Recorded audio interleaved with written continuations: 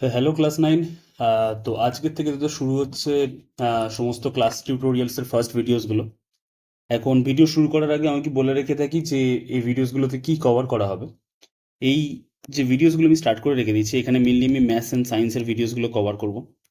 এবার জিজ্ঞাসা করবি যে ম্যাথস অ্যান্ড সায়েন্সে কতটা কভার করা হবে। প্রত্যেকটা চ্যাপ্টারের যে থিওরিগুলো আছে, কি কি থিওরি বেসিসে আমাকে অঙ্কগুলোকে করতে হবে কি না করতে হবে, সেই সমস্ত জিনিসটা আমরা এখানে ডিসকাস করে দেবো। সায়েন্সের যে ভিডিওসগুলো আসবে, সায়েন্সের ভিডিওসে যা যা সায়েন্সের কনসেপ্ট আছে সমস্ত কিছু ডিসকাস করে রেখে দেবো। তো মোটামুটি এই যে ভিডিওগুলো আছে, এই ভিডিওগুলো তোদের জন্য প্রচণ্ড পরিমাণে হেল্পফুল হবে এই কারণে, বিকজ যখন দেখবি তোদের এক্সাম আসছে বা যাই হোক না কেন, যে কোনো টাইমে তোর ধর মনে হলো যে আমি কনসেপ্টটা ভুলে যাচ্ছি, কনসেপ্টটাকে রিভাইজ করতে হবে, তো সেই ক্ষেত্রে এই ভিডিওসগুলো কিন্তু সাংঘাতিকভাবে হেল্প করবে। যেমন ধর আজকের আমি স্টার্ট করে রেখে দিচ্ছি বাস্তব সংখ্যা, যেটা কিনা তোদের যে ম্যাথস বুক আছে বা রিয়েল নাম্বার যেটা, যেটা তোদের যে ম্যাথস বুক আছে তার দেখবি ফার্স্ট চ্যাপ্টার। ওকে, এবার এই চ্যাপ্টারটা মানে কি বলবো, আমাদের কাছে অ্যাজ এ টিচার হিসেবে হয়তো খুব একটা হার্ড না, বাট তোদের রেসপেক্টে বেশ একটু কমপ্লেক্স থিওরিজগুলো লাগতে পারে, বা বিভিন্ন জায়গায় অনেক কিছু এরকমভাবে থিওরি আছে যেগুলোকে দেখে তোর মনে হতে পারে যে এত কিছু মনে রাখতে হবে না। আমি তত কিছু মনে রাখার কথা বলবো না, যতটা সিম্পল ওয়েতে বোঝানো যায় আমি ততটা সিম্পল ওয়েতে এই জিনিসটাকে বোঝাবো।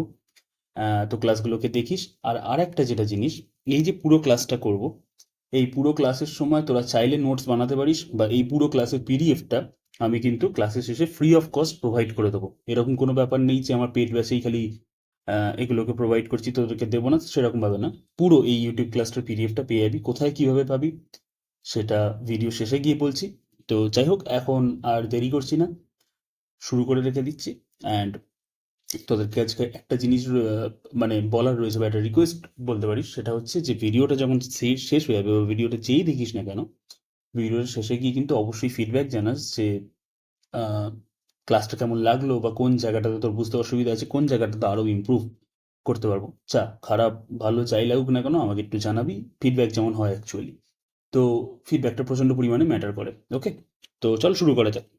বাস্তব সংখ্যা। এবার বাস্তব সংখ্যাতে আসতে গেলে সবার প্রথমে আমাদের যেটা জানতে হবে, দেখ, গল্পের মতো করে শুনবি ব্যাপারটাকে। খুব একটা কঠিন ব্যাপার নয়, তবে গল্পের মতো করে তোকে শুনতে হবে। শুনলে তবে জিনিসটাকে বুঝতে পারবি, এবং বুঝতে পারবি যে হঠাৎ করে বাস্তব সংখ্যাকে নিয়ে কেন পড়তে হচ্ছে। তার আগে কি অন্য কোনো টাইপের নাম্বারস আছে কিনা, বা অন্য কোনো টাইপের সংখ্যা আছে কিনা, সেগুলো সবটা জেনে নিয়ে তবে কিন্তু আমরা এই চ্যাপ্টারটাকে পড়বো। তো দেখ, দুনিয়াতে একটা হিস্ট্রি মতো করে শোন। দুনিয়াতে বা ওয়ার্ল্ডে যখন ফার্স্ট নাম্বারস ইন্ট্রোডাকশন হয় না, তখন সেই নাম্বারসগুলো কি ছিল? সেই নাম্বারসগুলো ছিল 1, 2, 3, 4, 5, 6 এরকমভাবে। মানে ব্যাপারটা হচ্ছে তখন নাম্বারগুলো এরকমভাবে ছিল, তখন কোনো কিন্তু নেগেটিভ নাম্বারের জন্ম হয়নি।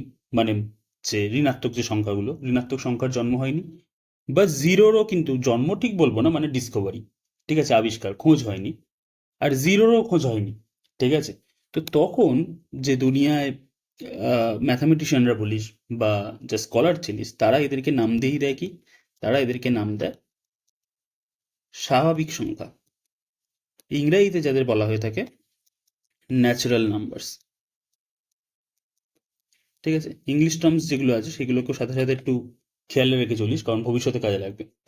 তো কি বললাম, যখন দুনিয়াতে ফার্স্ট নাম্বারের ডিসকভারি হয়ে গিয়ে থাকে, তখন নাম্বারের ডিসকভারি কিন্তু 1, 2, 3, 4, 5, 6 করে এরমভাবে স্টার্ট হয়ে গিয়েছিল।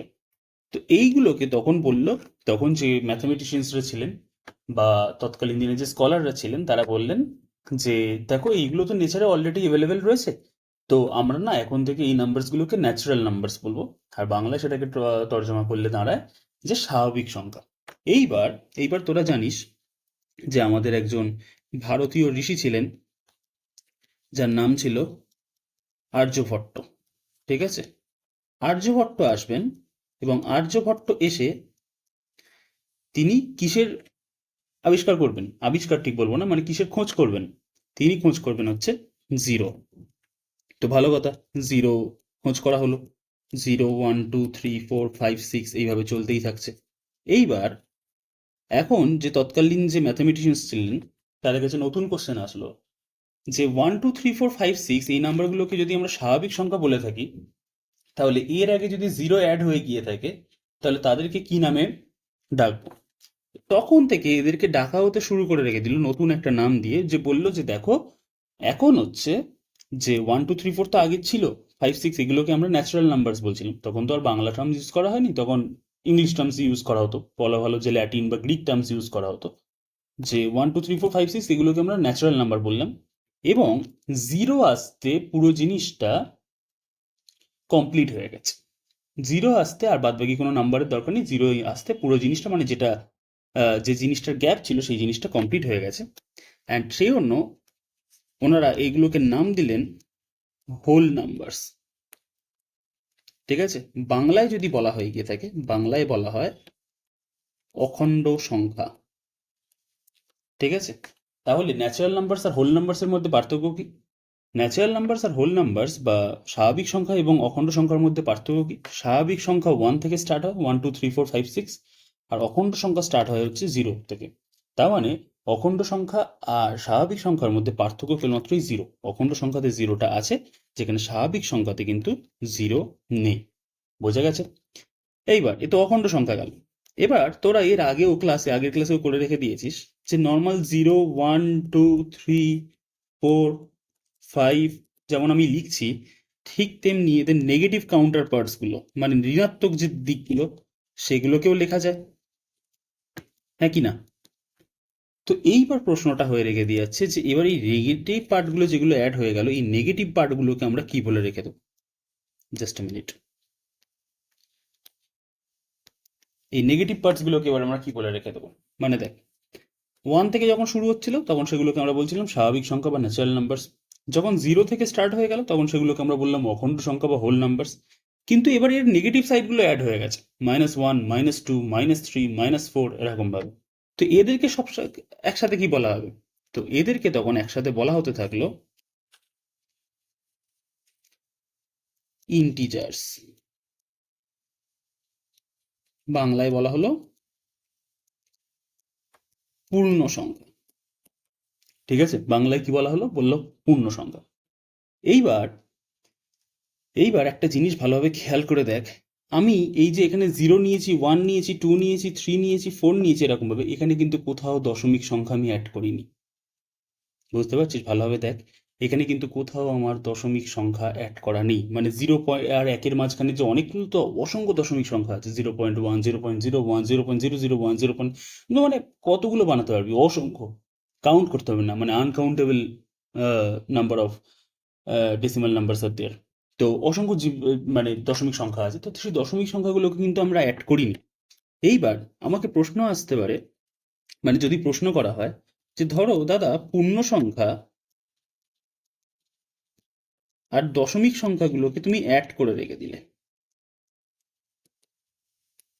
তাহলে তাদেরকে তখন একসাথে কি বলে রেখে দেওয়া হবে?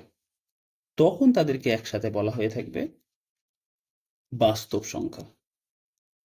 দশমিক সংখ্যাকে ইংরেজিতে কি বলা হয়ে থাকে? দশমিক সংখ্যাকে ইংরেজিতে বলা হয় ডেসিমাল নাম্বারস বা ডেসিমালস, এক কথায় যেটা। তো পূর্ণ সংখ্যা মানে যেটা ইন্টিজার্স বলা হয়ে থাকে, ইন্টিজার্সের সঙ্গে যদি ডেসিমাল নাম্বারসগুলো অ্যাড হয়ে যায় তখন সেগুলোকে বলা হয় বাস্তব সংখ্যা, যেটাই হচ্ছে আমাদের এই গোটা চ্যাপ্টারটা, যেটাকে আমরা বলি রিয়েল নাম্বারস। ওকে, এইবার রিয়েল নাম্বারসের মধ্যে তোদের আরো দুটো জিনিস জানতে হবে। সেই দুটো জিনিসটা হচ্ছে কি, এক হচ্ছে মূলদ সংখ্যা, অ্যান্ড সেকেন্ড হচ্ছে কি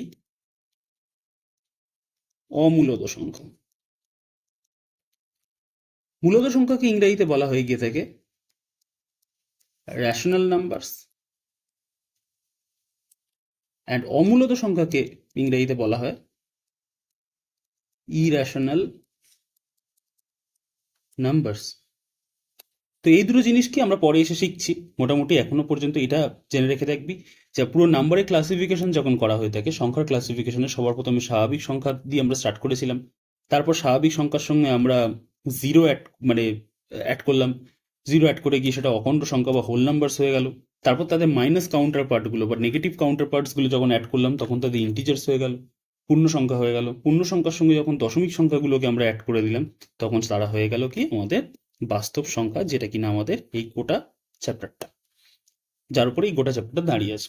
ওকে, এবং এই পরে বাস্তব সংখ্যা যখন করে রেখে দেখবো, বাস্তব সংখ্যার মধ্যে আমাদের কিছু আরেকটা ক্লাসিফিকেশন পড়তে হবে, যেটাকে বলা হয় মূলত সংখ্যা, রেশনাল নাম্বারস, এবং আরেকটা হচ্ছে অমূলত সংখ্যা, ইরেশনাল নাম্বারস। তো সেগুলো কি জিনিস পরে আসছে।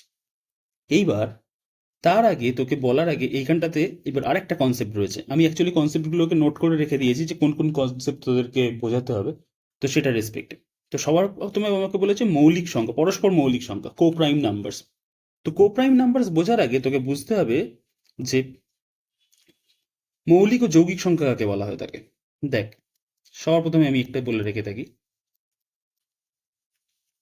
মৌলিক সংখ্যা ইংরাজিতে যাদের বলা হয়ে গিয়ে থাকে প্রাইম নাম্বারস, ছোটবেলার জিনিস, বাট অনেকের হয়তো মনে নেই, তো সে অন্য আরেকবার করে এটাকে রিভিশন দিয়ে রেখে দেয়।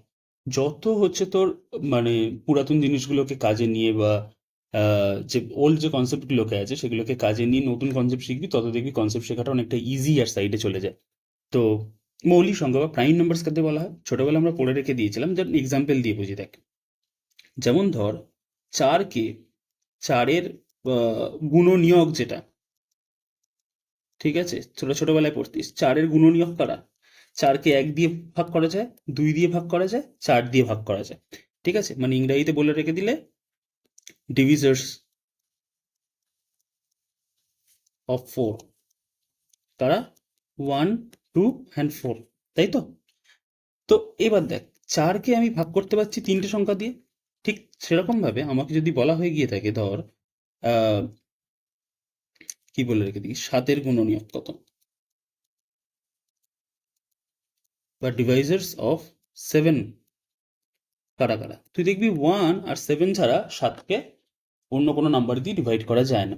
এবার এই দুটোর মধ্যে পার্থক্য হচ্ছে এরকম ভাবে, 4 কি হচ্ছে একও ডিভাইড করছে, 4ও ডিভাইড করছে, এবং তার সাথে আরেকটা নাম্বার রয়েছে 2, সেও কিনা 4কে ভাগ করতে পারছে, যেখানে কিনা 7 কি কেবলমাত্র 1 আর 7 ছাড়া অন্য কেউ ভাগ করতে পারছে না। তো মৌলিক সংখ্যার ডেফিনেশন ওখান থেকে ডাইরেক্টলি এরকম ভাবে আসে যে যেসব সংখ্যাকে 1 ও কেবলমাত্র সেই সংখ্যা দ্বারা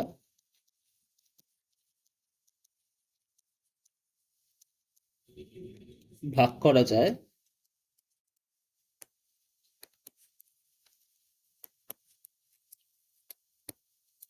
তাদের মৌলিক সংখ্যা বলে। মৌলিক সংখ্যা, আচ্ছা সরি, তাদের মৌলিক সংখ্যা বলে। মৌলিক সংখ্যা মানে প্রাইম নাম্বারস। এবার আরেকটা ছিল, এবার মৌলিক সংখ্যা নয় যেহেতু, ওই মৌলিক সংখ্যা ছাড়া আরেকটা সংখ্যা কি ছিল, আর একটা সংখ্যা ছিল যৌগিক সংখ্যা। যৌগিক সংখ্যা যেগুলোকে ইংলিশে বলা হয়ে থাকে কম্পোজিট নাম্বারস। এবার যৌগিক সংখ্যা কাদের বলা হয়ে থাকে? যৌগিক সংখ্যা বলতে হচ্ছে ওই একই ডেফিনেশনের আন্ডারে পড়ে রেখে দেবে, যেসব সংখ্যার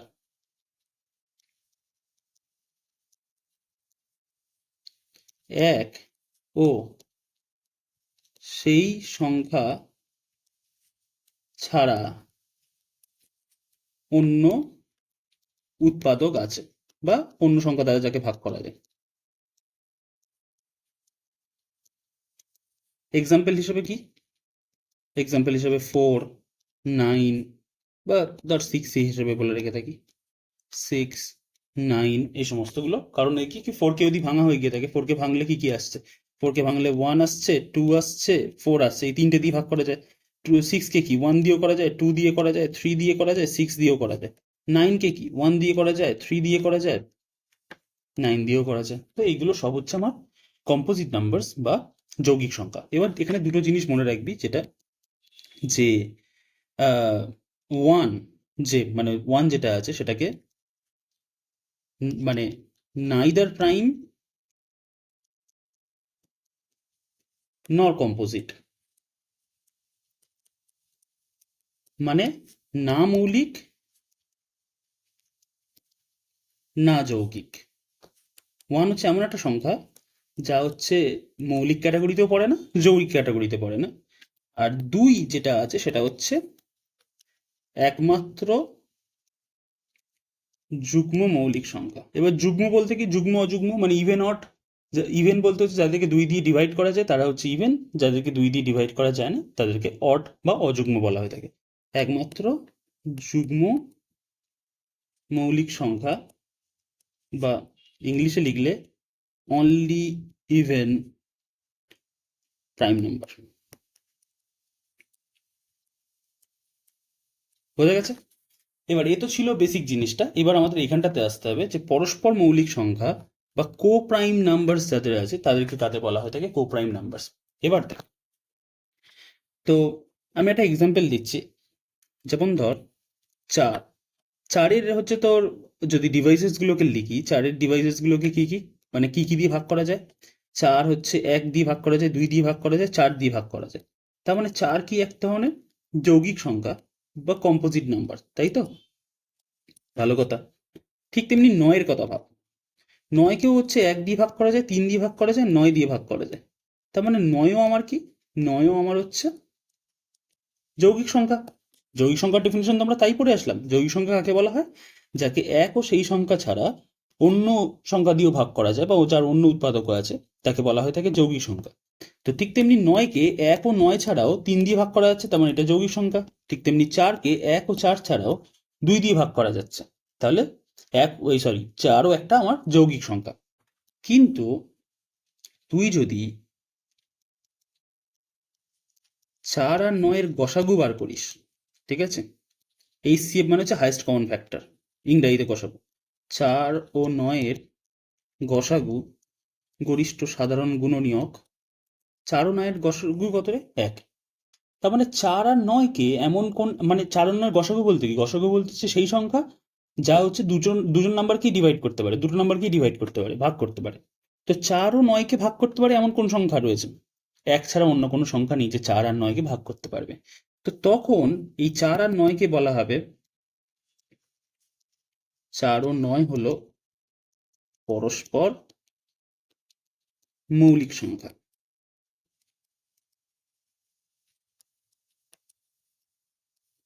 এবার দেখ, এখান থেকে একটা ভালোভাবে জিনিস বুঝবি। 4 নিজে যৌগিক ছিল, 9ও নিজে যৌগিক ছিল, কিন্তু 4 ও 9 পরস্পর মৌলিক হয়ে গেল। এই জায়গাটার কনসেপ্টটাকেই ভালোভাবে তোকে শিখতে হবে যে এরা পরস্পর মৌলিক বলতে কি? পরস্পর মৌলিক বলতে কি খালি মৌলিক সংখ্যা হয়? দুটো যৌগিক সংখ্যা কি কখনো পরস্পর মৌলিক হতে পারে? হ্যাঁ, হতে পারে। যেমন ধর এই যে 4 আর 9 যৌগিক সংখ্যা ছিল কিন্তু তারা পরস্পর মৌলিক কি করে হলো? কারণ তাদের গসাগু যেটা সেটা হচ্ছে 1, তাদের HCFটা কত? তারা হচ্ছে 1। তো পরস্পর মৌলিক সংখ্যা যেটা আছে, পরস্পর মৌলিক সংখ্যা যদি আমি ডেফিনিশন লিখতে চাই, তো ডেফিনিশনে কি আসবে? দুটি সংখ্যার গসাগু 1 হলে, গসাগু 1 হলে তাদের পরস্পর মৌলিক সংখ্যা বলে। মৌলিক সংখ্যা বলে। তার মানে ইংরেজিতে কি বলা হয়? ইংরেজিতে বলা হয় কো প্রাইম নাম্বারস। বোঝা গেছে? দাঁড়া,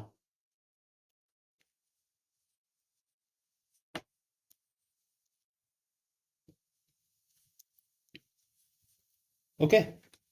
এইবারে এইবার মূলত সংখ্যা, এবার কোশ্চেন নিয়ে রেখে দিয়েছি, কিছু কোশ্চেন তোদের সলিউশন করাবো। নিচের মূলত সংখ্যাগুলিকে সংখ্যা রেখায় স্থাপন করি। তো মূলত সংখ্যা যখন আসবো, মূলত সংখ্যা করাবার আগে তোকে বোঝাতে হবে যে মূলত সংখ্যা এবং অমূলত সংখ্যা অ্যাকচুয়ালি জিনিসটাকে কি। তো চল শুরু করা যাক। মূলত সংখ্যা না অমূলত সংখ্যা জিনিসটা কি সেটা আগে বুঝি। তো মূলত সংখ্যা, আর আচ্ছা আগে এটাকে বলে রেখে থাকি, তারপর আমি অমূলত সংখ্যাতে আসবো। Rational numbers. এবার মূলত সংখ্যা বলতে যেমন ধর 4, 4কে লেখা যায় 4/1 বা 8/2, লেখা যায় তো? ভালো কথা। তো এমনি ধর 5, -5, ধর -5 কিরম ভাবে লেখা যায়? -5/1 বা 5/-1, 10/-2, এরকম ভাবে সব লেখা যায়? বলবি হ্যাঁ লেখা যায়। তো এদেরকে মূলত সংখ্যা বলা হবে।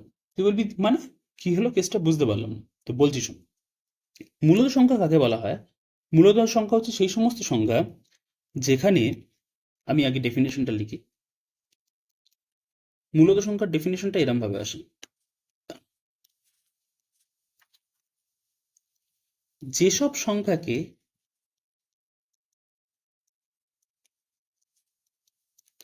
পি বাই কিউ আকারে, মানে ভগ্নাংশ রূপে আকারে লেখা যায়, যেখানে পি কিউ পূর্ণ সংখ্যা, পূর্ণ সংখ্যাকে ইংরেজিতে আমরা কি বলেছিলাম? ইন্টিজার্স। এবং Q not equals to zero. এইবার একটা জিনিস মনে রাখবেন, এইটা কিন্তু পরীক্ষা আপনাদের জিজ্ঞাসা করতে পারে যে মূলত সংখ্যার ডেফিনেশন দাও, বা মূলত সংখ্যা কাকে বলা হয়ে থাকে, তখন কিন্তু আপনাকে এইটাই লিখে নিতে হবে। এবার আমি কন্ডিশনসগুলোকে কিভাবে বলছি সেভাবে বললো, শুনুন, বুঝতে পেরে যাবেন। মুখস্থ কর না করলেও পরীক্ষার সময় গিয়ে লিখে আসতে পারবেন। যেসব সংখ্যাকে পি বাই কিউ আকারে লেখা যায়, পি বাই কিউ না করে তুই এ বাই বিও লিখতে পারিস, যেভাবে মোটামুটি ভগ্নাংশ আকারে লিখবো। বললি যে কোনো ভগ্নাংশ না, একটা কন্ডিশন রয়েছে, ভগ্নাংশের যে লব আর হর, মানে নিউমারেটর ডিনোমিনেটর, তারা পূর্ণ সংখ্যা বা ইন্টিজার্স হবে। এবং যে হরটা আছে, ডিনোমিনেটর যেটা আছে, সেটা যেন জিরো না হয়। কেন জিরো না হয়? কারণ ধর ওয়ানকে আমি তুই জিরো দিয়ে ডিভাইড করতে বলি, কোনো সংখ্যাকে জিরো দিয়ে ভাগ করা যায়? তো ভাগ করা যায় না।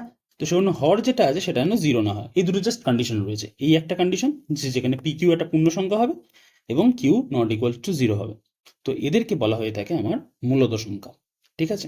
এইবার তাহলে চারকে দেখ, চারকে আমি লিখতে পারি 4/1। এবার পূর্ণ সংখ্যা কি কি ছিল, পূর্ণ সংখ্যা একবার রিক্যাপ দিয়ে রেখে দেওয়া যাক। যে পূর্ণ সংখ্যা কাদের বলা হতো? পূর্ণ সংখ্যা বলা হতো যে 0, 1, 2, 3, 4 এরকম যেমন আছে, ঠিক তেমনি তাদের মাইনাস পার্টগুলো, ডেসিমাল নাম্বারগুলো কিন্তু পূর্ণ সংখ্যার আন্ডারে আসে না। ঠিক আছে? এইবার এবার এখানে ফিরে আসি। তো বলে রেখে দিয়েছি, যেমন ধর চারকে লেখা যায় 4/1, চারও পূর্ণ সংখ্যা, একও পূর্ণ সংখ্যা, আর এক জিরো নয়, তো এটা একটা মূলত সংখ্যা। চারকে লেখা যায় 8/2, 8/2 করলেও তো 4 আসে। তো 8ও হচ্ছে একটা ইন্টিজার, মানে পূর্ণ সংখ্যা, 2ও একটা পূর্ণ সংখ্যা, তার মানে 4 একটা আমার মূলত সংখ্যা হয়ে গেল। ঠিক তেমনি -5কে আমি যখন লিখছি -5/1, তো -5ও আমার হচ্ছে একটা পূর্ণ সংখ্যা, 1ও আমার একটা পূর্ণ সংখ্যা। তো দুটো পূর্ণ সংখ্যার ভগ্নাংশ হিসাবে লিখছি, তার মানে -5 আমার একটা মূলত সংখ্যা।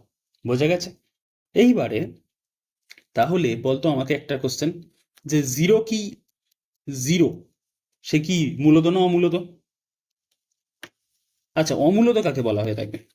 এখান থেকে ডাইরেক্টলি ব্যাপারটা, এখান থেকে আর বোঝার কিছু নেই। অমূলত কাকে বলা হয়ে যাবে?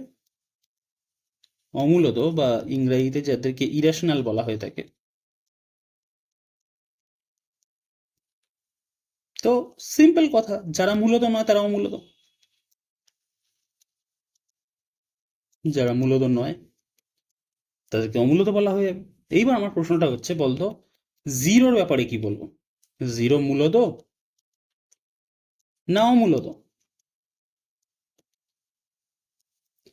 দেখ, জিরোকে আমি এরকম ভাবে লিখতে পারি তো, 0/1, কারণ জিরোকে 1 দিয়ে ভাগ করলে কি হবে? জিরো হবে। জিরোকে আমি এরকম ভাবে লিখতে পারি তো, 0/2, মানে জিরোকে 2 দিয়ে ভাগ করে রেখে দিলেও জিরোই আসবে, তাই তো? তো সেই কারণে জিরো, এবার দেখি, জিরো নিজে একটা পূর্ণ সংখ্যা, ওয়ানও একটা পূর্ণ সংখ্যা। তো সেই কারণে আমাকে বলা হয়ে গিয়ে থাকে যে জিরো এক ধরনের কিন্তু মূলদ সংখ্যা। ঠিক আছে? নট অমূলদ, বাট মূলদ সংখ্যা। এবার আমাকে আরেকটা এক্সাম্পল দিয়ে গিয়ে থাক, যে ধর আমি বললাম √9 আর √5, মানে √9 অ্যান্ড √5, এদের মধ্যে কে মূলত আর কে অমূলত নয়। তো স্কোয়ার রুটের প্রপার্টি জানিস, 9কে যদি ভাঙা হয়, মৌলিক উৎপাদকে বিশ্লেষণ করা হয়, 9কে লেখা যায় 3 × 3। আর এই স্কোয়ার রুটের কাজ কি? যে কোনো দুটো জিনিস থেকে একটা জিনিস বাইরে বার করবে। তো দুটো 3 রয়েছে, তো একটা 3 বাইরে বার করে দিল। তার মানে √9, 3, তো 3কে আবার লেখা যায় 3/1, তার মানে এই পুরো নাম্বারটা হয়ে গেল আমার মূলত। কিন্তু √5কে কি এরম ভাবে লেখা যায়? √5কে তো 1 × 5 এছাড়া আর কোনোভাবে তো লেখা যায় না। 5কে আর কি ভাঙবি? তো এখান থেকে কি কেউ বাইরে আসছে? তুই বলবি না দাদা, কেউই তো বাইরে আসছে না। তো অতএব এটা হয়ে গিয়ে যাবে আমার অমূলত। এবার অনেকে হয়তো আমাকে এরম ভাবে বলবি, দেখো দাদা, √5কে তো আমি এরম ভাবে লিখতে পারি, √5/1। তাহলে তো দেখো এটা মূলত হয়ে গেল। কিন্তু মূলত হওয়ার কন্ডিশন কি ছিল? মূলত হওয়ার কন্ডিশন ছিল যে পি কিউ দুজনেই পূর্ণ সংখ্যা হতে হবে, লবও পূর্ণ সংখ্যা হতে হবে, হরও পূর্ণ সংখ্যা হতে হবে। কিন্তু তুই আমাকে বল, √5 কি পূর্ণ সংখ্যা? √5 পূর্ণ সংখ্যার মধ্যে কে কে ছিল? 0, 1, 2, 3, 4 এরম ভাবে এইদিকে যাচ্ছিল। -1, -2, -3 এরম ভাবে, সরি -3, -4 এইভাবে এইদিকে আসছিল। তার ভিতর কোথাও √5 আমি লিখেছিলাম? লিখিনি তো। তাহলে √5 কিন্তু পূর্ণ সংখ্যা নয় বা ইন্টিজার নয়। সেই কারণে কিন্তু এইটা আমার কি হয়ে গেল?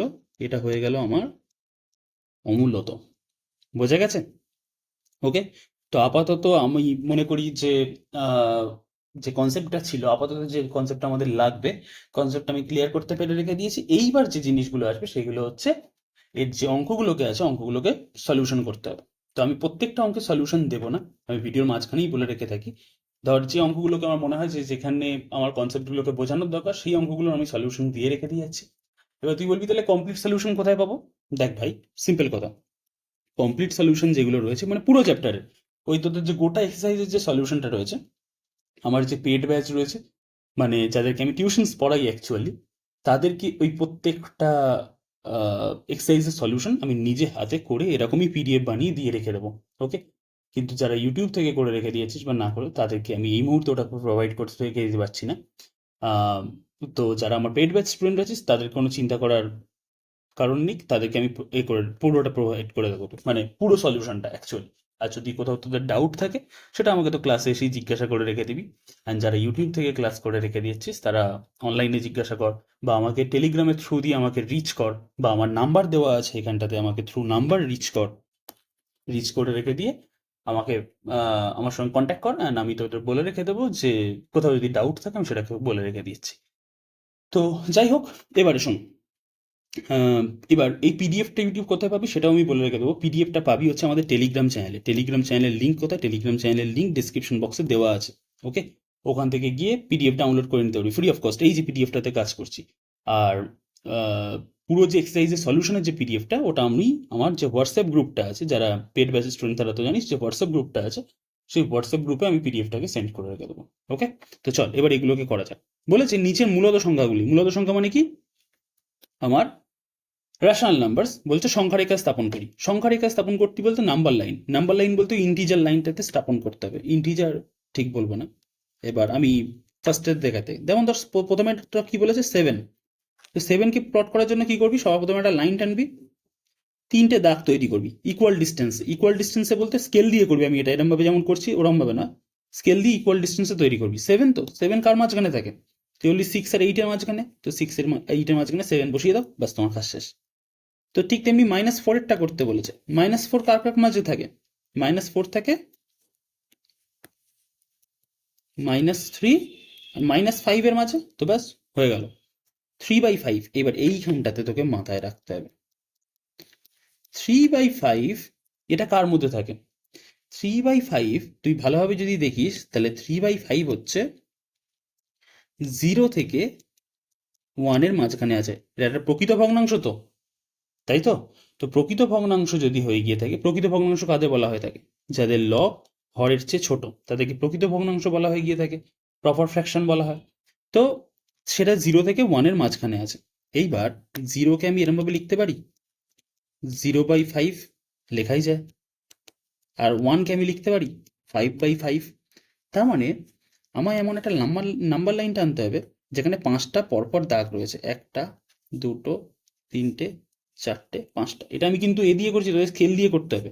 সর্বপ্রথমে আমি এখানে লিখলাম 0/5, 1/5, 2/5। ও ও ও ও সরি, 1 2 3 4, আরেকটা করতে হবে, আরেকটা, সরি, ওয়েট।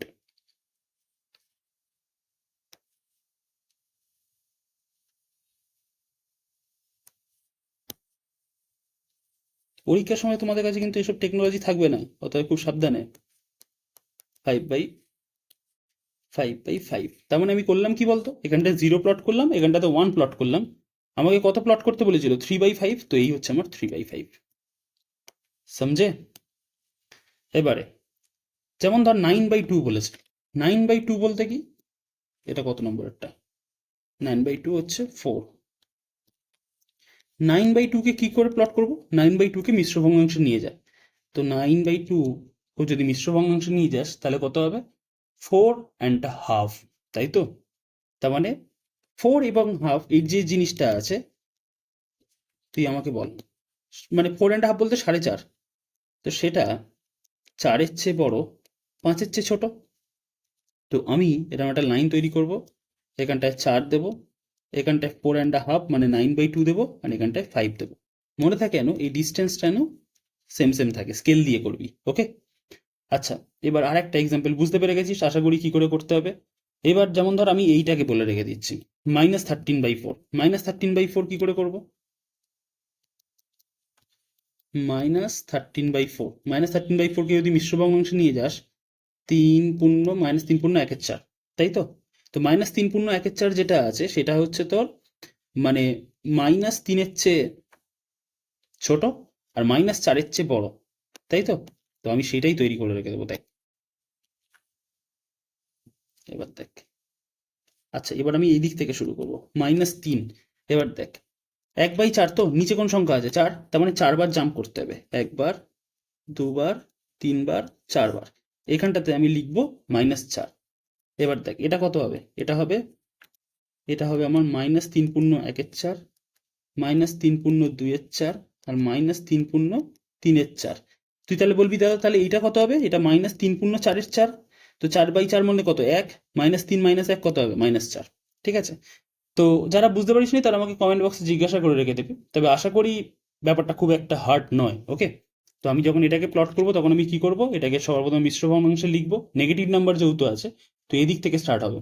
তারপরে আমি এখানটাতে দেখব যে ভগ্নাংশে কত আছে? 4, তার মানে 4 বার জাম্প করতে হবে। 1 বার, 2 বার, 3 বার, 4 বার। তো এখানে এসে আমি -4 লিখবো। এবার আমার কত নম্বর ঘরে দাঁড়াতে হবে? 1/4, তার মানে আমার অ্যান্সার কোনটা? ইয়েওয়ালা। বোঝা গেছে? আশা করি বুঝতে পেরেছিস। পরের অঙ্কগুলোতে আসছি। বলেছে নিচের প্রতি ক্ষেত্রে মূলত সংখ্যা দুটির মাঝখানে একটি মূলত সংখ্যা লিখি ও সংখ্যা রেখায় বসাই। এইবার এইটাকে নিয়ে আমার একটা ভালো জিনিস বলা আছে।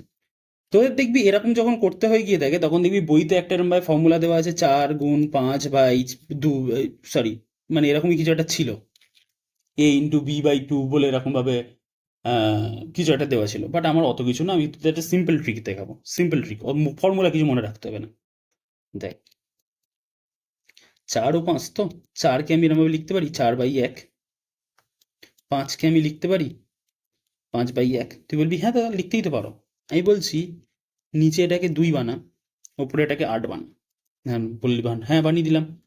ঠিক তেমনি এখানেও নিচে এটাকে 2 বানা, তো 1 থেকে 2 আসতে গেলে কত দিয়ে গুণ করতে হয়? 2 দিয়ে। তো ওপরেও 5কে 2 দিয়ে গুণ করলে 10। এবার দেখ এই নাম্বারটা কি তৈরি হলো?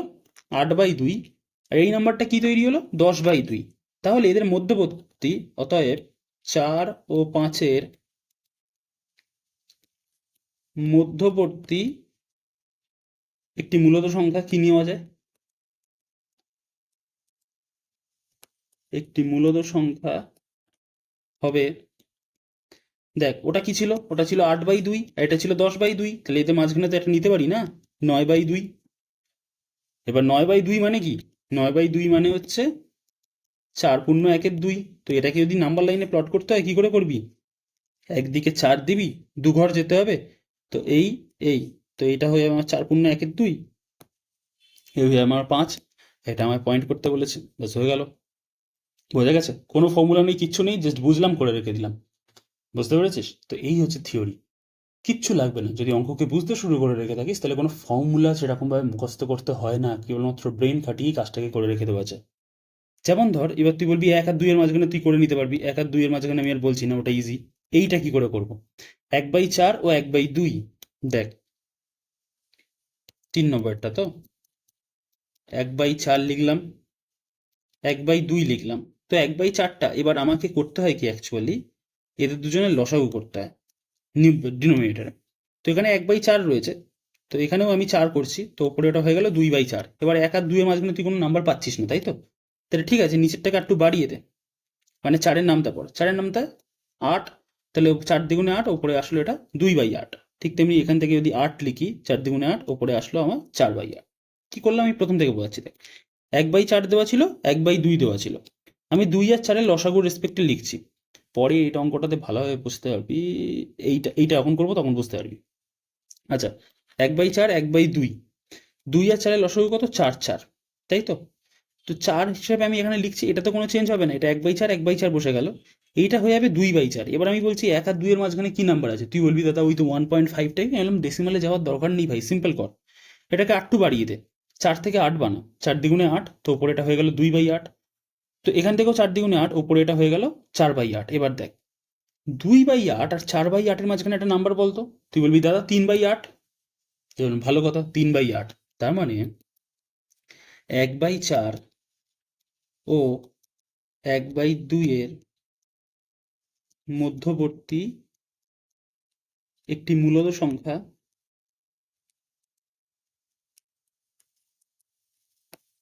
হলো 3/8, তাই তো? এবার 3/8কে আমার নাম্বার লাইনে প্লট করতে হবে। তো 3/8 কার কার মধ্যে থাকে? 3/8 তো হচ্ছে তোর আমার প্রকৃত ভগ্নাংশ, 0 থেকে 1 এর মাঝখানে থাকবে।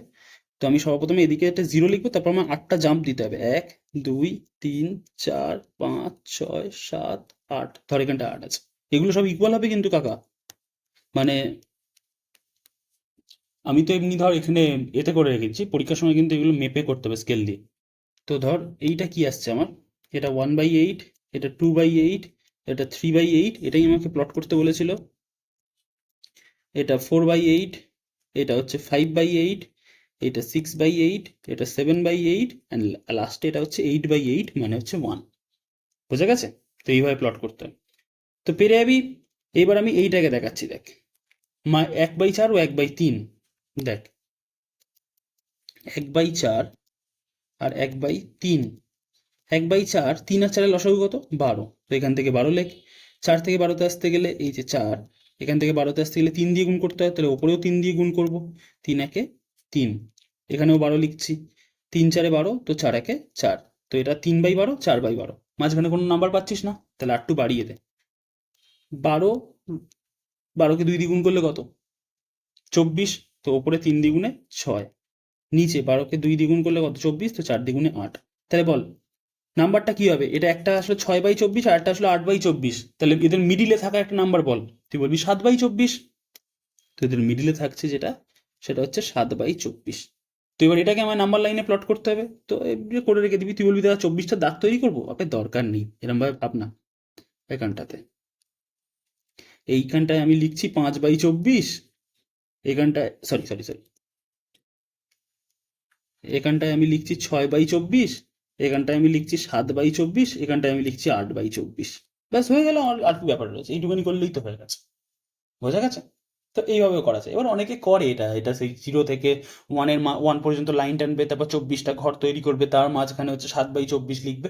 করতে পারিস, আমি সিম্পল ওয়েতে বলে দিলাম যে দেখ ভাই এভাবেও করা যায়। সিম্পল জিনিস মাথায় রাখ, অনেকদিন ধরে মাথায় থাকবে। এবার আমাকে বলেছে দেখ, এই একই টাইপের কোশ্চেন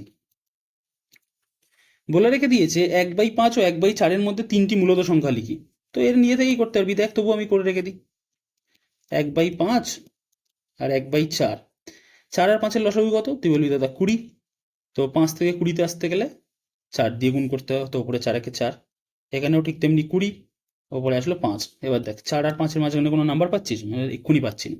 তো ঠিক আছে ভাই, বাড়া না এটাকে, 20 দ্বিগুণে 40, তো ওপরে 4 দ্বিগুণে 8, এখানে 20 দ্বিগুণে 40, তো 5 দ্বিগুণে 10। কটা নাম্বার পেলাম? 8 আর 10-এর মাঝখানে একটাই নাম্বার পেয়েছি, কিন্তু আমার তো 3টে নাম্বার চেয়েছে, তো 8 টু বাড়া।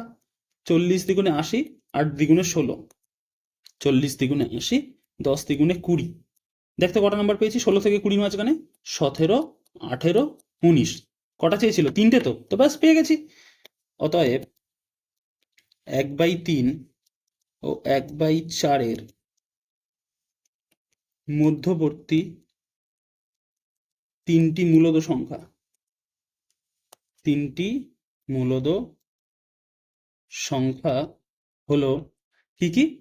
একটা হচ্ছে 17। এবার দেখ এটা তো ছিল 16/80, এটা 16/80, তো একটা হবে 17/80, 18/80, 19/80। এই তো 20 পর্যন্ত ছিল, 16 আর 20 মাঝখানে হয়েছে 17, 18, 19।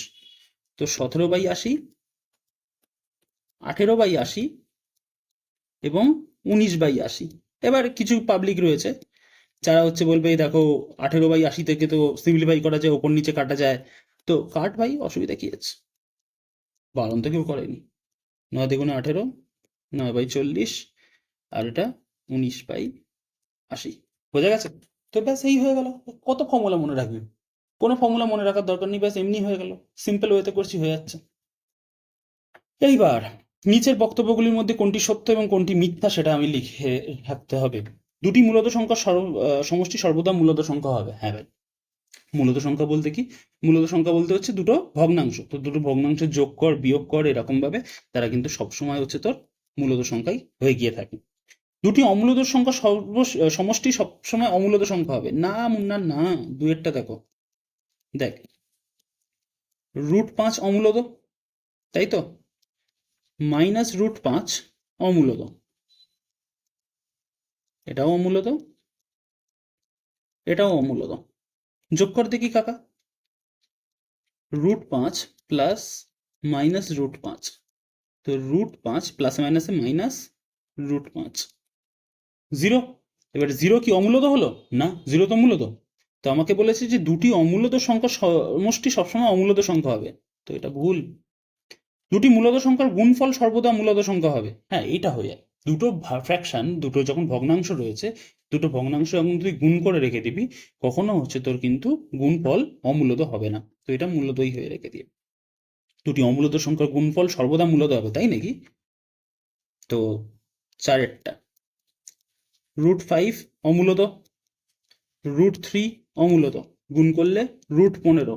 তো √15কে ভাঙলে তুই কি কি পাচ্ছিস? 3 আর 5। তো এখান থেকে কিছু বাইরে বার করতে পারবি না? তো এটা কি আসলো? এটাও তো অমূলত আসলো। আর আমাদের বলেছে কি? আমাদের বলেছে দুটি অমূলত সংখ্যার গুণফল সর্বদা মূলত সংখ্যা হবে না। প্রতিটি মূলত সংখ্যাই বাস্তব সংখ্যা, এক্স্যাক্টলি। বাস্তব সংখ্যাকেই আমি ভাঙবো, ভেঙে মূলত আর অমূলত বলে রেখে দিয়েছিলাম। বাস্তব সংখ্যার মধ্যেই মূলত এবং অমূলত সংখ্যা আসে, এটা মনে রাখবি। যে বাস্তব সংখ্যা মানে রিয়েল নাম্বারস, সেটার ভিতরেই কিন্তু আসে আমার ওই দুটো, একটা হচ্ছে মূলত আর একটা হচ্ছে অমূলত। মূলত মানে হচ্ছে রেশনাল, আর অমূলত মানে হচ্ছে ইরেশনাল। ঠিক আছে? তো এই যে কথাটা বলেছে প্রত্যেকটি মূলত সংখ্যা কি বাস্তব সংখ্যা, একদম খাঁটি কথা। যে প্রত্যেকটা মূলত সংখ্যাই বাস্তব সংখ্যা, কিন্তু সমস্ত বাস্তব সংখ্যা কি মূলত সংখ্যা? সমস্ত বাস্তব সংখ্যা কি মূলত সংখ্যা? না, সমস্ত বাস্তব সংখ্যা মূলত সংখ্যা নয়, কারণ তার ভিতরে কিছু অমূলত সংখ্যাও ঢুকে আছে। কিন্তু প্রত্যেকটা মূলত সংখ্যা কি বাস্তব সংখ্যা? হ্যাঁ, বাস্তব সংখ্যার ভিতরেই তো তারা পড়ে। তো প্রত্যেকটা মূলত বাস্তব সংখ্যা, কিন্তু প্রত্যেকটা বাস্তব সংখ্যা মূলত সংখ্যা নয়। উল্টোটা কিন্তু ট্রু নয়। বলছে এই উল্টো ভাবে আবার করেছে, প্রত্যেকটা বাস্তব সংখ্যাই অমূলত সংখ্যা। তো বাস্তব সংখ্যার ভিতর ভাই তো মূলত সংখ্যাও আছে। তো এটা কি করে বলা হচ্ছে যে প্রত্যেকটা বাস্তব সংখ্যাই অমূলত সংখ্যা? না, তা বলা হবে না। তো ব্যাস এই বোঝা গেছে। পরেরটাতে আসছে, নিচের সংখ্যাগুলির মধ্যে কোনটি মূলত এবং কোনটি অমূলত বলো। এ তো নিজেরাই করে দিতে পারবি, দেখ, তবু আমি করে রেখে দিই। 1-এরটা, √9। তো এটাকে কিভাবে লেখা যায়? 3 × 3, তাই তো? তার মানে 3। তো এটা কি আসলো? মূলত। √225, তো √225কে কিভাবে করবি? 225-এর প্রাইম ফ্যাক্টরাইজেশন কর, মানে মৌলিক উৎপাদকে বিশ্লেষণ। 5 দিয়ে করলে 4×5 = 20, 5×5 = 25, 5 দিয়ে করলে 9, 9কে ভাঙলে আবার 3 3। তার মানে √225কে আমি এরমভাবে লিখতে পারি, 5×5×3×3। তো এই দুটো থেকে একটা 5, দুটো 3 থেকে একটা 3, তো 5×3 15। তো এটা কি মূলত না অমূলত? তুই বলবি দাদা মূলত। তো ব্যাস হয়ে গেল। √7, √7, তো √7কে কিভাবে লেখা যায়? 1 × 7 ছাড়া অন্য কোনোভাবে লিখতে পারবি? 7কে তো আর ভাঙা যায় না। তো এটা কি হয়ে গেল? এটা হয়ে গেল অমূলত। ব্যাস হয়ে গেল। √50 করেই রেখে দিই, বাদ বাকিগুলো তোরা করবি। √50। তো 50 কে এখন করছি, ভুলেও এরকম ভাবে করবি না যে 10 দিয়ে ভাগ করে দিলাম। 10 কিন্তু আমার মৌলিক সংখ্যা নয়। মৌলিক সংখ্যা বলেছিলাম একও সেই সংখ্যা ছাড়া অন্য কোনোভাবে ভাগ করা যায় না। তো সবার প্রথমে চেষ্টা করবি 2 দিয়ে চেষ্টা করার। 2 দিয়ে করলে কত আসছে? 2, 3, 5, 7 এগুলো সব মৌলিক সংখ্যা। না আমি লিখে দিই, বাট তোরা তাহলে আবার ভুলবি। মৌলিক সংখ্যা, মৌলিক সংখ্যা। এই যে মৌলিক সংখ্যা, আমি পরপর লিখতে থাকি কিছু, সেগুলো এ করে রেখে দেখবি। মৌলিক সংখ্যার ভিতর কি কি আসছে? 2, 3, 5, 7, 9, 9, 11, 13, 17, 19, 23, 24, 25, 26, 27, না 24, 25, 26, 27, 28, 29, 31, এইভাবে ডট ডট ডট করে চলছে। এতদূর পর্যন্ত মনে রাখলেই যথেষ্ট। 2, 3, 5, 7 এগুলো সব 11, 13, 17, 19 এগুলো সব হচ্ছে মূলত সংখ্যা, এই সরি মৌলিক সংখ্যা। ওকে, এবার এখানে ফিরে আসি। কোথায় গেল? এই যে √50। তো সর্বপ্রথমে একে 2 দিয়ে ভাগ করলাম, কত পাচ্ছি আমি? 2 দিয়ে ভাগ করাতে 25 পাচ্ছি। 25কে 5 দিয়ে করাতে 5 5 25। তো যখন আমি এটাকে এরকম ভাবে লিখবো, 2 গুণ 5 গুণ 5। এবার দেখ, এই দুটো 5 থেকে একটা 5 তো বাইরে বার হবে, কিন্তু এই 2 এর আর জোড়া কোথায়? আর তো জোড়া নেই। তার মানে এটাকে যখন সিম্পলিফাই করে লিখবো, তখন আমার হয়ে গেল 5√2। কেন? কারণ দুটো 5 থেকে একটা 5 বাইরে বার হয়ে এসছে। আর যেহেতু 2 এর কোনো জোড়া ছিল না, 2 কিন্তু রুটের ভিতরে থেকে গেছে। তো পুরোটা তো রুটের ভিতর থেকে বার হতে পারিনি। তো সঙ্গে সঙ্গে তখন এটা কি হয়ে যাবে? অমূলত। বোঝা গেছে? তো বাদবাকিগুলো করতে থাকবি। এবার তুই বলবি যে দাদা এইগুলো কি করে হবে? এই যে -√81, আরে একই ব্যাপার।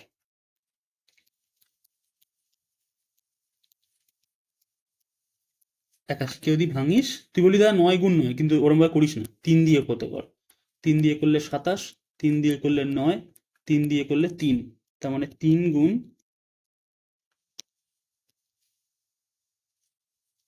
3 গুণ 3 গুণ 3। তো এই দুটো থেকে একটা, এই দুটো থেকে একটা, মাইনাস সাইনটা আগে অলরেডি যেমন আছে তেমন থাকুক। তার মানে -9। তো মূলত সংখ্যা তো অবভিয়াসলি মূলত। বোঝা গেছে? তো এই হচ্ছে কিভাবে করতে হবে সেটা বললাম।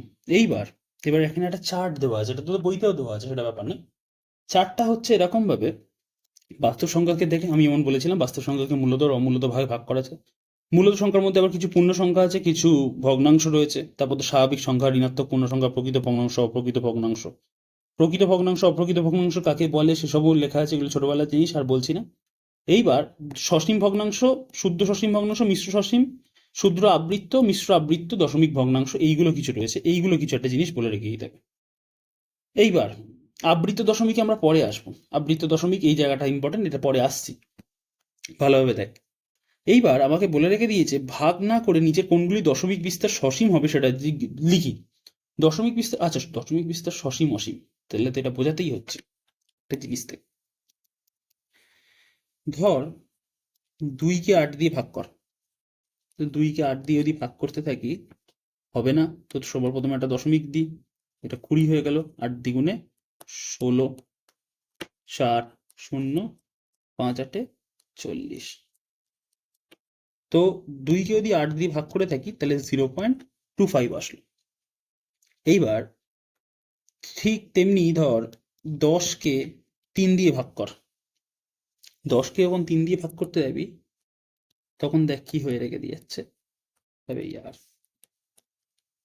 3 তিরিককে 9।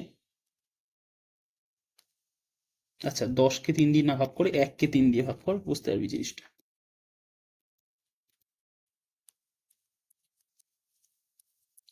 1 যেহেতু ছোট, তো 10 মারলাম। 3 তিরিককে 9, আবার 3 তিরিককে 9, আবার 3 তিরিককে 9। কতক্ষণ ধরে চলবে? তুই বলি চলতেই থাকবে। ওকে, এটা একটা হলো। আচ্ছা,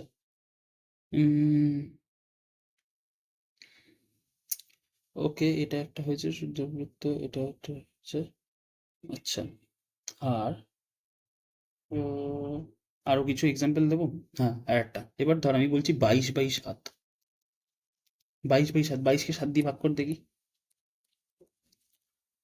3 7 21, 1 দশমিক দিলাম, 7 1 7, 30, 4 সাথে 28, 20, 7 দ্বিগুণে 14, 60, 7 8 56, 40 পড়বে, 5 সাথে 35, এরমভাবে সব পরপর চলতেই থাকবে, তাই তো? তার মানে 3.285 dot dot dot dot dot dot এরমভাবে। এবার এখানে কয়েকটা জিনিস বোঝাতে হবে, দেখ। এই ভগ্নাংশটাকে আমি যখন দশমিকে নিয়ে গেলাম, কিছুক্ষণ পরে গিয়ে এটা শেষ হয়ে গেল, তাই তো? তো এটাকে আমরা নাম দেব সসীম, ঠিক আছে? সসীম বলতে কিছুক্ষণ মধ্যে শেষ হয়ে যাচ্ছে, মানে যখন ভগ্নাংশ নিয়ে যাচ্ছি তখন দেখতে পাচ্ছি অল্টিমেটলি শেষ হয়ে যাচ্ছে। এই ভগ্নাংশটাকে যখন আমরা দশমিকে নিয়ে গেলাম তখন দেখছি চলতেই থাকছে, তো এটাকে রেখে দেব আমরা অসীম বলে, ঠিক আছে? ঠিক তেমনি যখন এই ভগ্নাংশটাকেও আমরা দশমিকে নিয়ে গেলাম তখন দেখছি এটাও চলতে থাকছে, তার মানে এটাও আমার কি এসে গেল, এটাও আমার আসলো অসীম বলে। তো সসীমের কেসটা তো নয় ঠিক হয়ে গেল, সসীম বলতে কিছুক্ষণ পরে গিয়ে শেষ হয়ে যাচ্ছে, আর যাচ্ছে না। কিন্তু অসীম দুটোর মাঝখানে একটা প্যাটার্ন দেখতে পাবি, মানে অসীম দুটোর মধ্যে একটু আলাদা আলাদা। অসীম দুটো বলতে কি, এইখানে একটা প্যাটার্ন রয়েছে যে এর পরের নাম্বারটা কি আসবে 3, এর পরের নাম্বারটা কি আসবে 3, তারপরেরটা কি আসবে 3, তারপরেরটা কি আসবে 3, তারপরেরটা কি আসবে 3, এইভাবে আমি পরপর জানি। তো এদেরকে তখন আমরা বলবো আবৃত্ত দশমিক সংখ্যা। আবৃত্ত বলতে হচ্ছে যার পরের নাম্বারটা কি আসবে আমরা সেটাকে জানি, and সেটাকে এরম ভাবে লেখা হয়, যে নাম্বারটা রিপিট হয়ে যাচ্ছে সেটাকে আমি এরম ভাবে লিখবো 0.3, মাথায় অনেকে বার দেয়, তোদের বইতে 0.3 তার মাথায় একটা এরকম ভাবে ডট দেওয়া আছে। তো এটাকে বলা হয় আবৃত্ত দশমিক সংখ্যা। কিন্তু এইটাকে দেখ, এর পরের নাম্বারটা কি আসবে তুই জানতে পারিস? তুই বলিস হ্যাঁ, তা ক্যালকুলেট করে আমি জানতে পারবো 285 এর পরে কি আসবে কি না আসবে সেটা ক্যালকুলেট করে জানছি। আমি বলছি ক্যালকুলেশন ছাড়া বলতে পারি পরের নাম্বারটা কি আসবে? তো তুই পরের নাম্বারটা বলতে পেরে রেখে দিয়ে যাবি না? না, এখানে পুরোটা দেয়নি, পুরোটা বলেনি। তো এইটা কি আবৃত্ত? না, এটা আবৃত্ত নয়, এটা আবৃত নয়, ঠিক আছে? এইবার এইবার আমাকে ব্যাপারটা বলে রেখে দিয়েছে যে নিজে কোনগুলো সসীম হবে। সসীম বলতে হচ্ছে কোনগুলোকে বিস্তার করলে, মানে কোনগুলোকে আমি দশমিকে নিয়ে গেলে সেই দশমিকের যে বিস্তারটা আছে সেটা সসীমে চলে আসবে, সেটা আমাদের বলতে হবে, মানে সেটা শেষ হয়ে যাবে। এবার তার জন্য আমাদের একটা জিনিস মনে রাখতে হবে, ভালোভাবে দেখ। বলেছে পি বাই কিউ আকারে মূলত সংখ্যাকে দশমিকে বিস্তার করলে সসীম, আমি এটাকে হাইলাইট করে রেখে দিচ্ছি।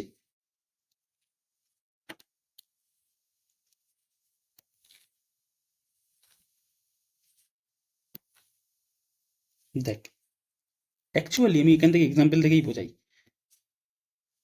এক একটা 17/80 বলেছে, তো তো 17/80কে ভাঙতে থাক। 17কে ভাঙলে 17 গুণ 1 ছাড়া অন্য কোনোভাবে লেখা যায় না, কারণ 17 মৌলিক সংখ্যা।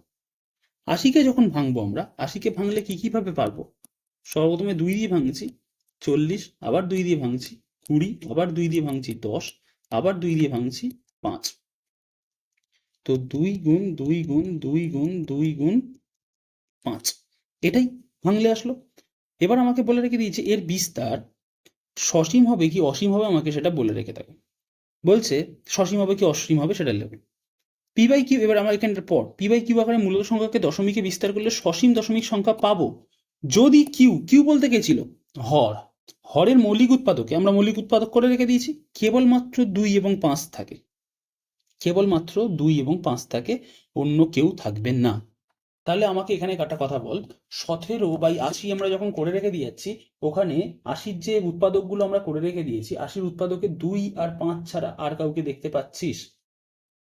2 আর 5 ছাড়া আর কাউকে দেখতে পাচ্ছিস? না, দেখতে পাচ্ছি না। তাহলে দেখতে যখন পাচ্ছি না, তাহলে এর বিস্তার যেটা হবে এটা হবে সসীম। এবার আমরা পরেরটাতে আসছি, দেখ। 13/24, 13/24 বলতে হচ্ছে ওপরে 1 গুণ 13, কারণ আর ভাঙা যায় না। নিচে 24কে যদি ভাঙিস, 24কে লেখা যায় 2, 12, 2, 6, 2, 3। তো 2 গুণ 2 গুণ 2 গুণ 3। এবার আমাকে বল এর বিস্তার অসীম হবে না সসীম হবে? আবার পড়ি, পি বাই কিউ আকারে মূলত সংখ্যাকে দশমিকে বিস্তার করলে সসীম দশমিক সংখ্যা পাবো যদি কিউ এর মৌলিক উৎপাদকে কেবলমাত্র 2 এবং 5 থাকে। এখানে 2 তো আছে, 2 এর সাথে সাথে 3ও আছে। তো এটা কি সসীম হবে না অসীম হবে? এটা হয়ে যাবে অসীম। কেন? কারণ এখানটাতে এই যে কালপ্রিট আমাদের এইটা বসে আছে, 3 বসে আছে।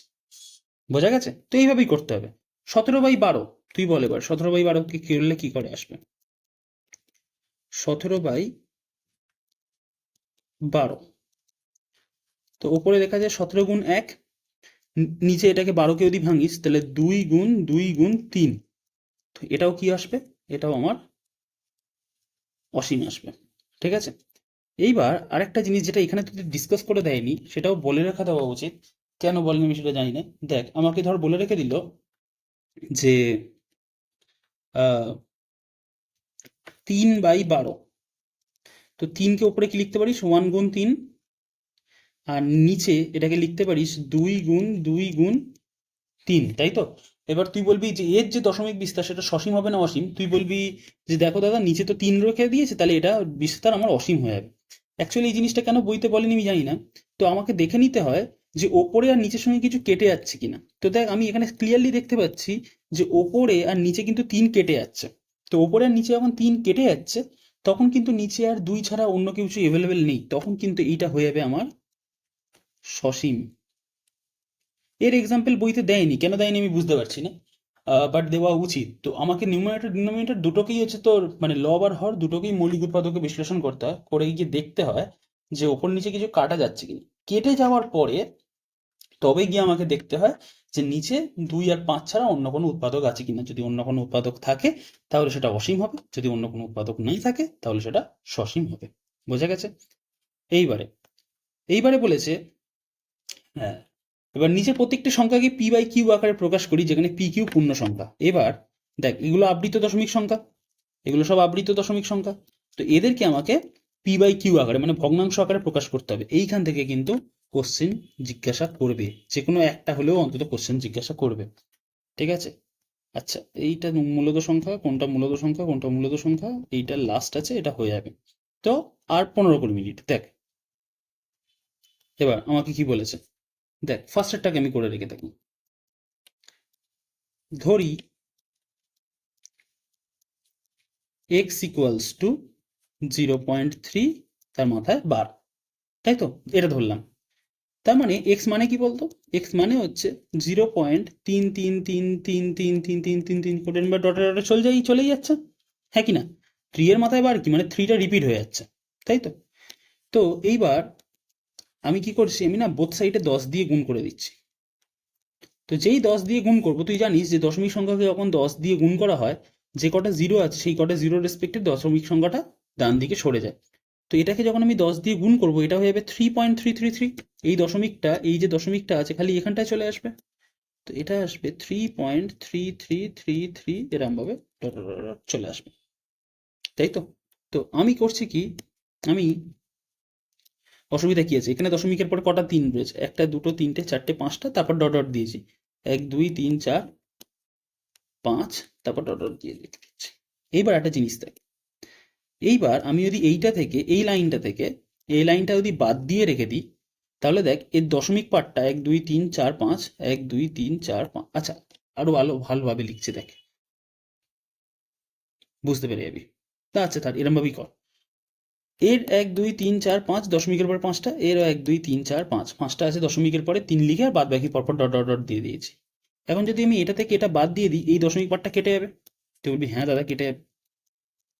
তো 10x মাইনাস এক্স যদি করি তাহলে 3 - 0 খালি হয়ে যাবে, কারণ এই পার্টটা তো কেটে বাদ হয়ে গেছে, এই পার্টটা কেটে বাদ হয়ে গেছে। তুই বলবি হ্যাঁ।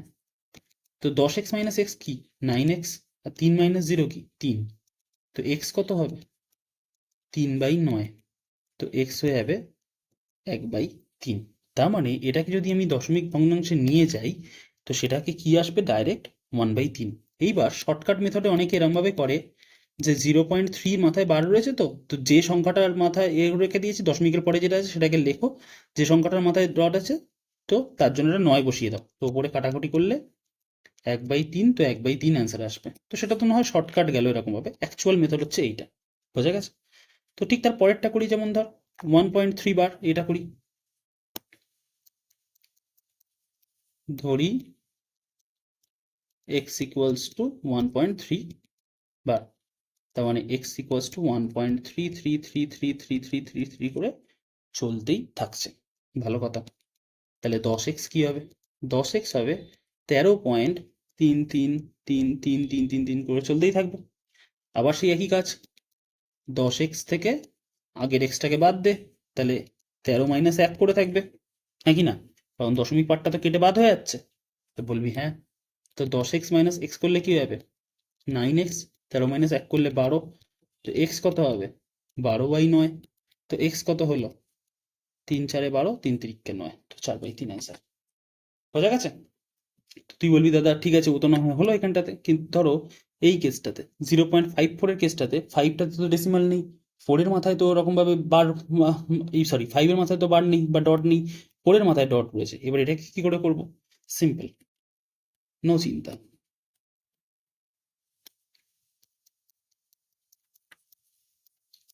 ধরি এক্স ইকুয়ালস টু 0.54 এর মাথায় ডট, তাহলে এক্স ইকুয়ালস টু কি হবে? 0.5, 4টা খালি রিপিট করে যাচ্ছে, তাই তো?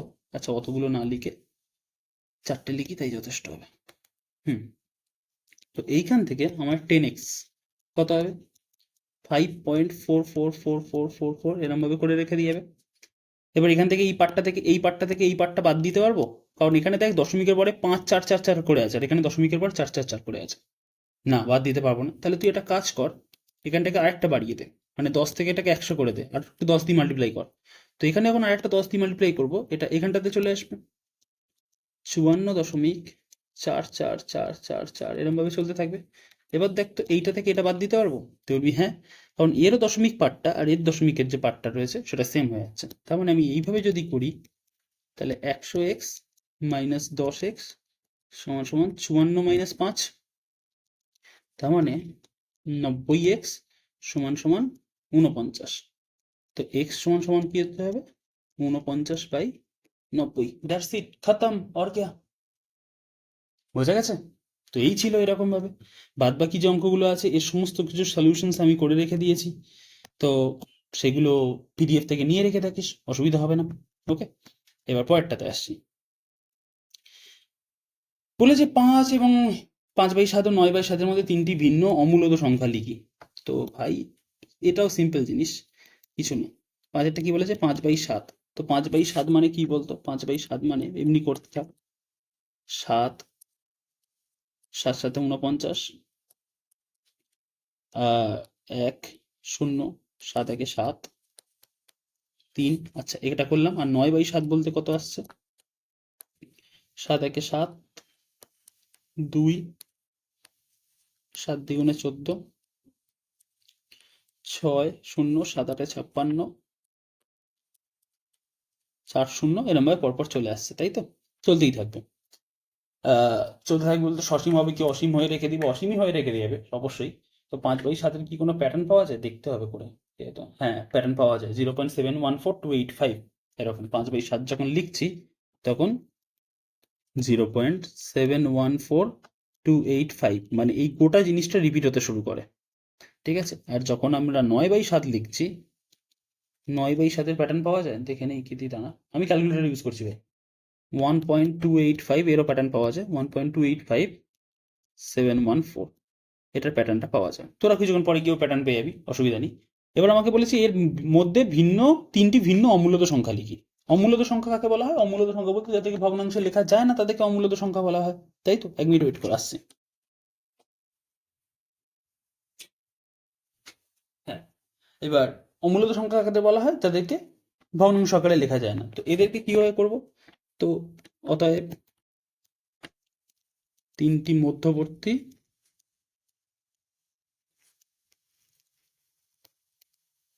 অমূলদ সংখ্যা হলো কি কি? দেখ, 0.71 আর এখানে 1.28, তো তুই মাঝখানে যে কোনো একটা প্যাটার্ন তৈরি করে দে। 0.7235, তো 28 বলে এরকম ভাবে কোনো প্যাটার্ন খুঁজে পাচ্ছে কেউ? 723452 বলে কোনো প্যাটার্ন কেউ খুঁজে পাচ্ছে না। আর একটা ধর দিয়ে রেখে দিলাম 0.73172143, মানে মোটামুটি কোনো প্যাটার্ন কেউ না খুঁজে পায়, এরকম ভাবে নাম্বার তৈরি করে রেখে দিবি। তারপরে আর কি? আর শেষে ডট ডট ডট দিবি। ডট ডট দেওয়া মানে চলতেই থাকছে। যদি ডট ডট না দিয়ে রেখে থাকিস, ভালো হয় মনে কর, যদি ডট ডট আমি কেটে দিই তাহলে এটা কি সসীম হয়ে গেল। আর কেন বলে ইরেশনাল নাম্বারস, অমূলদ সংখ্যা কখনো কিন্তু সসীম হয় না। তো এখানে ডট ডট ডট দিতে ভুলবি না। আর একটা ঘর 0.7412135 ডট ডট ডট ডট, কোনো প্যাটার্ন খুঁজে কেউ পাচ্ছে না। ঠিক আছে, তো এই তিনটে আমার হচ্ছে অমূলত সংখ্যা। সেমভাবে 3/7 ও 1/11 মধ্যে করে নিতে পারবি, অসুবিধা নেই। এবার নিচে সংখ্যাগুলির মধ্যে কোনটি মূলত সংখ্যা কোনটি অমূলত সংখ্যা সেটা বলি। সেই একই জিনিস, √47, √47কে 1 গুণ 47 ছাড়া অন্য কোনোভাবে লেখা যায় না, তার মানে এইটা আসছে আমার অমূলত। √625, √625 শেষে 5 রয়েছে, তার মানে একে 5 দিয়ে ভাগ করা যাবে। 5 দিয়ে করলে 125, আবার 5 দিয়ে করলে 25, আবার 5 দিয়ে করলে 5 5, তার মানে √625কে যদি লিখি তাহলে 5 গুণ 5 গুণ 5 গুণ 5, তো এই দুটো 5 থেকে একটা 5, এই দুটো 5 থেকে একটা 5, তার মানে 5 গুণ 5 25। তাহলে কি হয়ে গেল, এটা মূলত। এবার বল, এবার তিনেরটা 6.5757 ডট ডট ডট করে চলতেই থাকছে। তো এটা কি মূলত না অমূলত? তুই বলবি দেখো দাদা একটা প্যাটার্ন তো দেখতে পাচ্ছি, 6.57টা বারবার রিপিট হয়ে যাচ্ছে, বা অন্যভাবে তোদের ভাষায় বলতে গেলে মানে বইয়ের ভাষাতে অ্যাকচুয়ালি এরকম ভাবে রেখা যায় এটা। তো এইটাকে যখন এই এই আবৃত দশমিক, তার মানে এটা আবৃত দশমিক যখনই হয়ে গিয়ে থাকবে তখন সেটাকে ভগ্নাংশে নিয়ে যাওয়া যায়। তো এটা যখন আবৃত, তার মানে ভগ্নাংশে লেখা যাবে,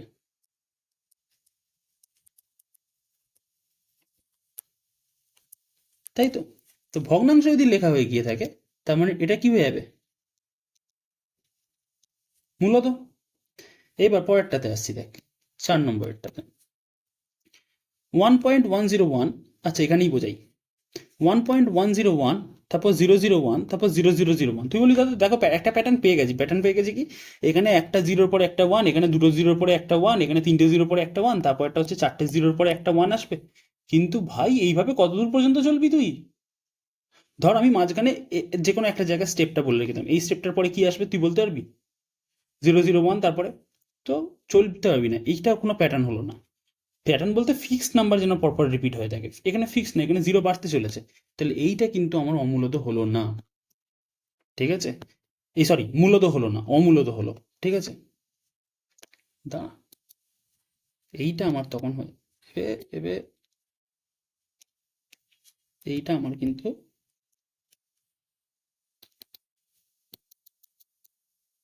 দা এইটা আমার তখন কি হবে, অমূলত। ঠিক আছে, এটাকে অমূলত বলা হয়, কারণ এখানে প্যাটার্ন খুঁজে পাচ্ছি না। এবার পরেরটাতে আসছি, দেখ একটি উদাহরণ লিখি যেখানে দুটি অমূল্য সংখ্যার যোগফল একটি মূলত সংখ্যা।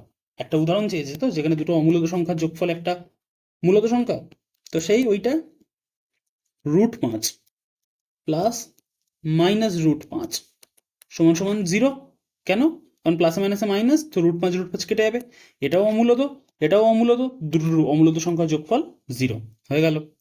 একটি উদাহরণ লিখি যেখানে দুটি অমূলত সংখ্যার বিয়োগফল মূলত সংখ্যা। তো ভালো কথা, ওই একই জিনিস করে রেখে দেবো, √5 মাইনাস √5 সমান সমান 0।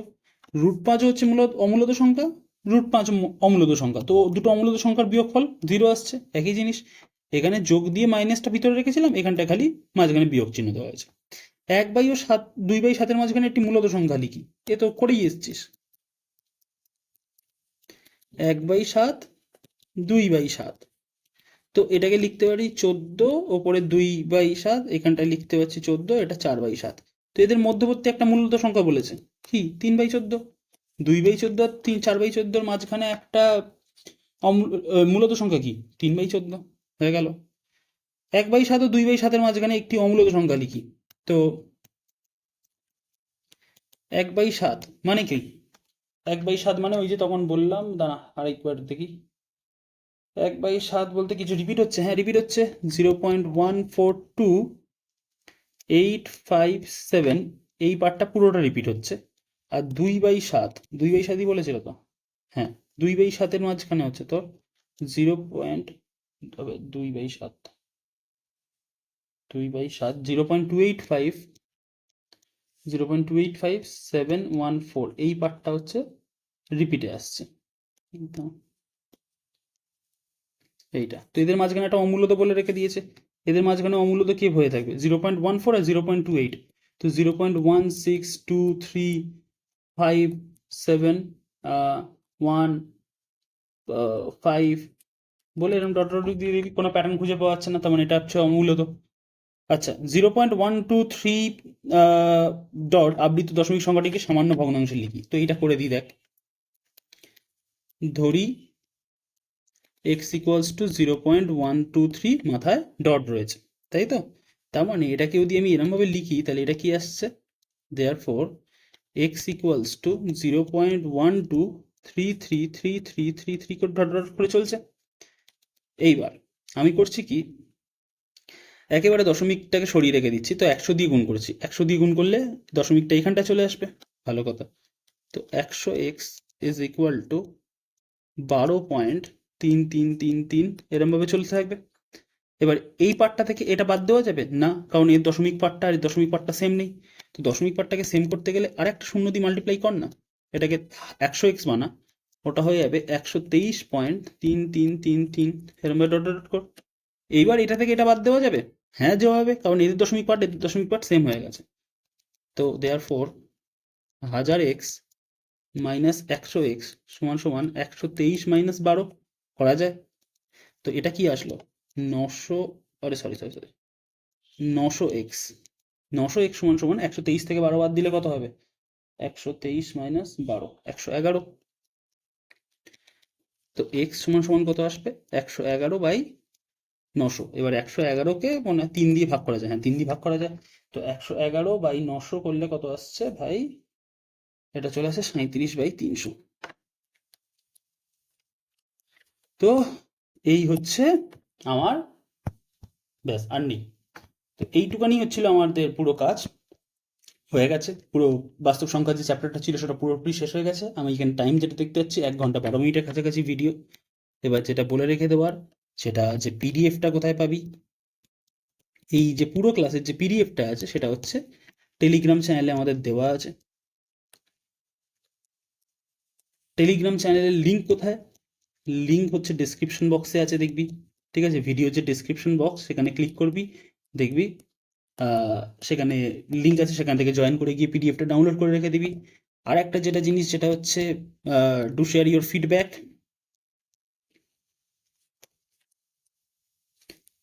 ক্লাসগুলো দেখার পর থেকে প্রত্যেকটা ক্লাসের নিচে হচ্ছে গিয়ে জানিয়ে রেখে দে যে ক্লাসটা কেমন হয়েছে কি না হয়েছে, কোন জায়গাটা বুঝতে পেরেছিস কি পারিসনি, সেই ফিডব্যাকটা অবশ্যই শেয়ার করবি, পজিটিভ নেগেটিভ দুটোই শেয়ার কর, সবটাই আমরা শুনে রেখে দেবো। কোথাও ডাউট থাকলে, আচ্ছা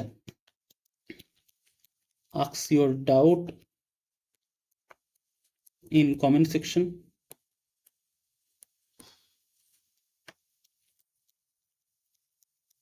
or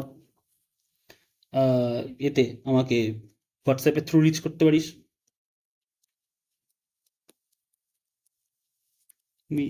ওই যে নাম্বারটা বললাম এই নাম্বারটাতে হোয়াটসঅ্যাপ করিস।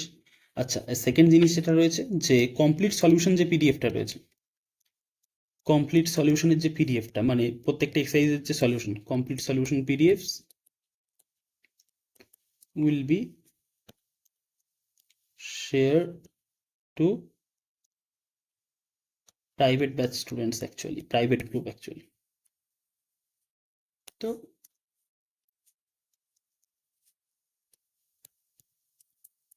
ঠিক আছে, এটাকে আমি আর ইউটিউবে প্রোভাইড করছি না, এটাকে আমি প্রাইভেট গ্রুপে করে রেখে দেবো। আর যদি কারোর মনে হয় গিয়ে থাকে ক্লাসগুলোকে ভালো হয়ে রেখে দিয়েছে, তারা মনে করবি যে আমাদের ক্লাসগুলোতে অ্যাডমিশন নিতে চাস, তো সেটাও যদি মনে হয় তো আমাদের এই নাম্বারে কল করে রেখে থাকে, আমাদের সাথে কন্ট্যাক্ট করে রেখে থাকিস, হয় এই নাম্বারে কল করে রেখে থাকিস, তাহলে আমি আর একটা অল্টারনেট নাম্বারের এক্ষুনি দরকার নেই, তুই মোটামুটি এটাতেই কল করে রেখে থাকিস, এটাতেই কল করে রেখে দিয়ে আমাদের সঙ্গে জয়েন কর। অ্যান্ড ফাইনালি যদি ভিডিওটাকে ভালো লেগে থাকে তাহলে যেটা নর্মাল করে রেখে দেওয়া, যে এটাকে শেয়ার করতে থাক বন্ধুদের সাথে, ভিডিওটাকে লাইক করে রেখে দে, অ্যান্ড চ্যানেলটাকে সাবস্ক্রাইব করে রেখে দে। তো আশা করি তোদের যে নেক্সট ভিডিওসগুলো আসবে সেগুলো আরও হেল্পফুল হয়ে যাবে। এরপরেই আমি যেটা করবো সেটা হচ্ছে সায়েন্সের ভিডিও রেকর্ড করবো, both physical science and life science দুটোরই ভিডিও রেকর্ড করবো। সেখানেও কমপ্লিট এক্সপ্লেনেশনস থাকবে, বিভিন্ন ডায়াগ্রাম দিয়ে জিনিসটাকে বুঝতে পারবি। এবার একটা জিনিস ভালোভাবে বলে রেখে দেওয়ার, ক্লাস 9-10-এর যে সায়েন্সটা আছে সেটাকে কিন্তু তোকে থরলি বুঝতে হবে। থরলি বুঝতে হবে বলতে তার যে কনসেপ্টসগুলো আছে সেগুলোকে থরলি না বুঝলে তুই কিন্তু এতটা বেশি তোর মনে হবে যে এত কিছু মুখস্থ করার রয়েছে যে মাথা হ্যাং আউট হয়ে যাওয়ার মতো ব্যাপারটা হতে পারে। তো পুরো ডায়াগ্রাম দিয়ে বুঝবো, কি প্রত্যেকটা টার্ম রয়েছে, প্রত্যেকটা জিনিসকে বুঝবো। তো দেখ, আশা করি ভালোই লাগবে। নেক্সট যে লাইফ সায়েন্স বা ফিজিক্যাল সায়েন্সের ভিডিওগুলো আসবে সেগুলো দেখতে থাকিস। তো নেক্সট ভিডিওতে দেখা হচ্ছে। অ্যান্ড পিডিএফটা ডাউনলোড করে রেখে থাকিস, অ্যান্ড অবশ্যই ফিডব্যাকগুলোকে জানিয়ে রেখে থাকিস যা যা প্রসেসটা লেখা আছে। তো টিল দেন, বাই।